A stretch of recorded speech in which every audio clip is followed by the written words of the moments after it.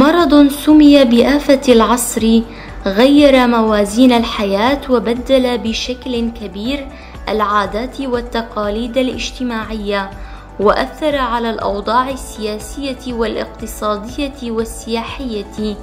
كوفيد-19 أو ما يعرف بكورونا.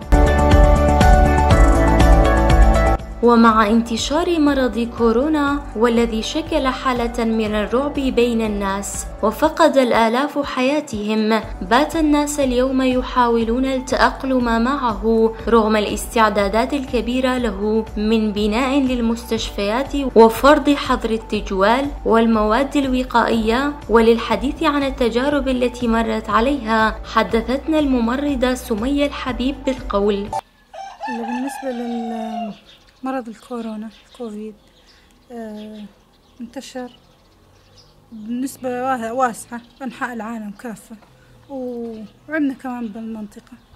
وأهم أعراض هالمرض اللي تظهر على المريض، أهم شيء أول عرض هو الوهن العام، بعدين تتطور الحالة معه، بعدين الحرارة، على ضيق النفس، على تتطور أكثر على الإسهال، استفراغ أحياناً.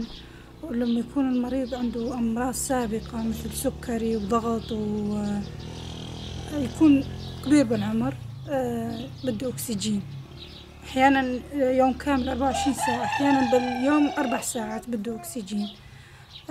بالنسبة لنا إحنا صارت عندنا الحالة بالبيت، بلشت بوجع راس، بعدين طورت على وهن عام بالجسم، بعدين اليوم الثاني صارت تجي حرارة، بعدين صارت تتطور على السعلة وضيق نفس بالليل وعلى الإسهال. وطبعا بلشنا أول شي بالسوائل، فيتامين سي، فواكه، سوائل، بعدين استعنا بالأدوية. لما تطورت الحالة وصارت حرارة وإسهال وجبنا بعدين الأدوية اللي هي معروفة: باراسيتامول ألف والأزيثروميسين عيار 500. عندنا حالتنا هاي يعني تجاوزناها بهالشي هذا بالفيتامين سي والسوائل وهالأدوية هاي. أما بغير حالات مثل والدي مر بهالحالة بنفس المرض، طورت عنده الحالة لأنه شوي كبير بالعمر، عنده مرض ضغط، بده علقنا له سيرومات وحطينا له أكسجين، طورت عنده الحالة. وأي إنسان يحس إنه عنده مجرد الأعراض لازم يبعد عن الناس الكبار بالعمر، المسنين اللي عندهم أعراض، الأطفال. أنا عندي ابني جته حرارة 3 أيام أثناء ما أبوه كان مرضان بهالمرض. فأتمنى من أي إنسان يحس بهالأعراض إنه يبعد عن الكبار، عن الصغار. وأهم شيء الوقاية إنه ارتداء الكمامة هاي يعني لازم تكون شيء أساسي أثناء التجمعات، الروح على السوق، الغسول يعني الدوري للأيدي لازم 24 ساعة. النظافة بشكل عام والتباعد الاجتماعي أهم شيء. هالوسيلتين هن الوقاية. وأي حدا يحس إنه عنده بداية يبعد عن الناس الكبار بالعمر، لأنه هن الوحيدين اللي ينضرون. وأتمنى للكل السلامة.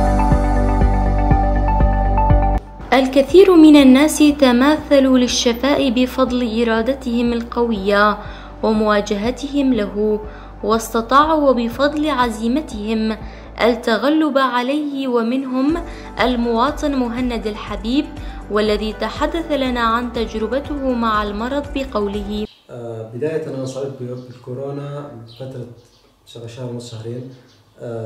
صابت بالكورونا، حسيت بحالي، جتني أول يوم حرارة، وهم بالجسم. عزلت حالي شوي عن أهلي، كان أبوي يومي عندي بالبيت، عزلت حالي عنهم بالبيت. شلت حالي وجيت على بيتي بتلبسية لحالي أنا وأولادي، ضليت بالبيت. حكيت مع الهلال الأحمر الكردي. ثاني يوم الصبح اجوا لعندي، أخذوا عينة وراحوا مسحة. بعد ما وصلوا ثاني يوم خبروني، قال هذا النتيجة إيجابية، حجر حالك بالبيت. طبعا أنا هذاك الوقت كنت استعمل أكثر شيء سوائل وفواكه، كنت استعمل دائما. أخذت كمان حبوب سيتامول 1000، باراسيتامول 1000 وأزيثروميسين 500 فقط لا غير، ما أخذت غير علاجات، لأنه غير هيك العلاجات تضر بالصحة. بس أكثر شيء كنت بتجاوز كنت على السوائل، البرتقال، التفاح، كل شيء فواكه هيك كانت تساعدني.